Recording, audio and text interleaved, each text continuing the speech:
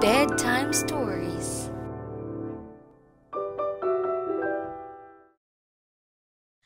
Usborne first reading, The Hare and the Tortoise, retold by Mairi Mackinnon, illustrated by Daniel Howarth. Hare loved running more than anything in the world. Every morning, he woke up and went for a run. Then he ran to work, ran around all day, and ran home. Everyone said he was the fastest hare around, maybe the fastest hare in history. Hare was sure of it.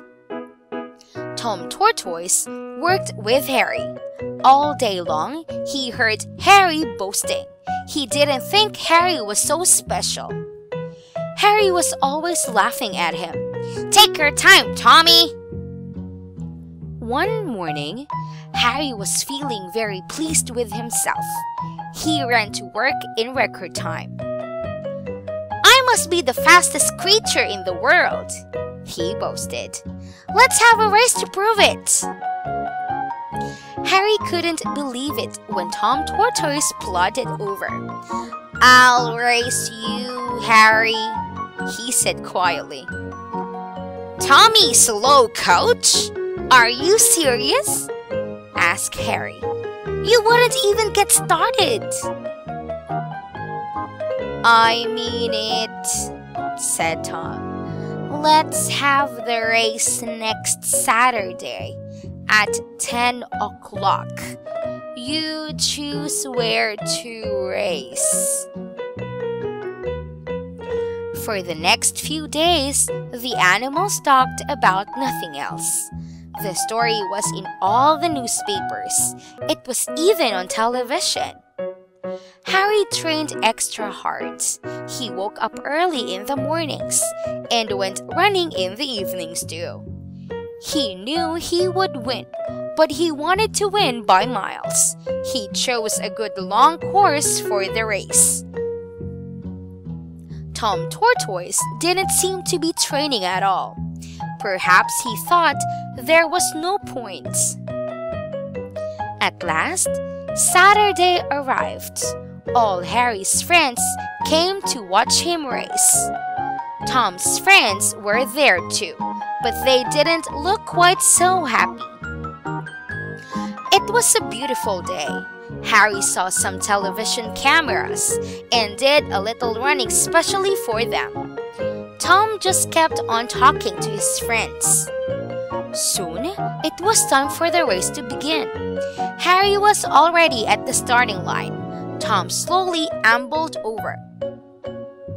"On your marks, get set, go!"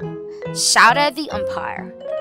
Hare raced off and disappeared almost at once. Everyone laughed as poor Tom plodded over the line. As soon as he was out of sight, Hare stopped beside a tree to rest. After all his early morning training, Hare was very tired. Nobody was looking. He had plenty of time to sit down for a while. He would still win the race easily. His eyes started closing. Why not have a nap? That would make it even funnier when he won the race. He settled down in the shade. Soon he was asleep. Meanwhile, Tom Tortoise was slowly making his way along the course. Most of the animals had gone straight to the finish line. Only Tom's friends stayed with him. Nobody saw Hare sleeping under his tree. Hours passed. The sun was setting and the air was cool. Hare woke with a start. Where was he? Suddenly, he remembered the race. He hadn't meant to sleep for so long, but he could still beat Tom. Hare felt much better after his nap. He did a few stretches, then raced off. He could see the finish line now. There was a huge crowd, and they were already cheering.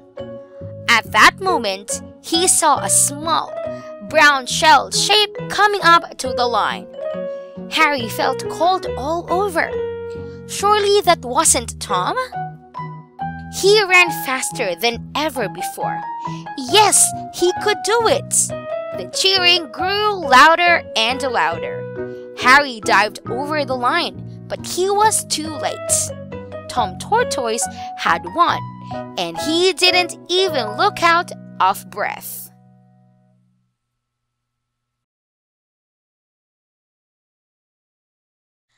Usborne first reading, The Hare and the Tortoise. Retold by Mairi Mackinnon. Illustrated by Daniel Howarth.